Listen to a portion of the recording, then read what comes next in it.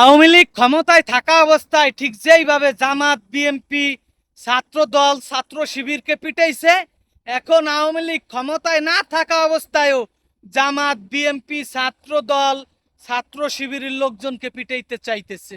Already ছাত্র দলকে পিটাইছে miking কইরে, তাও তারা মাইকিং করে ঘোষণা দিয়ে তারপরে ছাত্র দলকে পিটাইছে। এর জন্য দায় কারা? এর জন্য দায় ওই সংসদে যারা সরকার গঠন করছে, ওই সরকারের মধ্যে যারা এমপি মন্ত্রী হইছে তারা। কারণ এই ছাত্রলীগকে যারা আশ্রয় প্রশ্রয় দিতেছে ওদের মধ্যেই কেউ।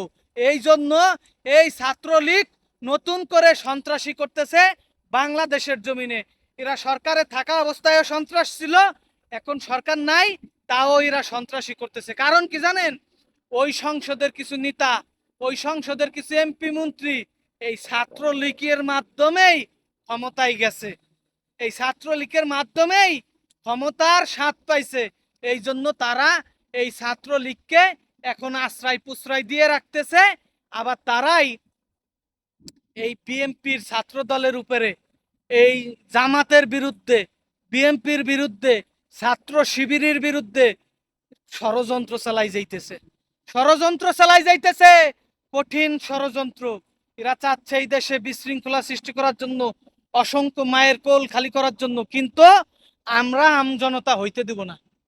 বাংলাদেশের নবনির্বাচিত প্রধানমন্ত্রী জনাব তারেক রহমান ভাইয়াকে বলবো, আপনি কঠোর হন, আপনি কঠোর হন, আইনকে শক্তিশালী করেন, অন্যায় যে করবে তার বিচার করেন। দেখবেন এই সমস্ত দুর্ঘটনা কমে যাবে, অন্যায় অপরাধ করা ছেড়ে দিবে। নিষিদ্ধ ছাত্রলীগ কিভাবে বাংলাদেশের জমিনে, নিষিদ্ধ দল আওয়ামী লীগ কিভাবে বাংলাদেশের জমিনে এইভাবে এখনো কর্ম করে যায়, এই বিষয় সরকারকে ঘটিয়ে দেখার উচিত। সরকারের উচিত এই নিষিদ্ধ দলকে রাজনীতির থেকে সর্বোচ্চ বহিষ্কার করা।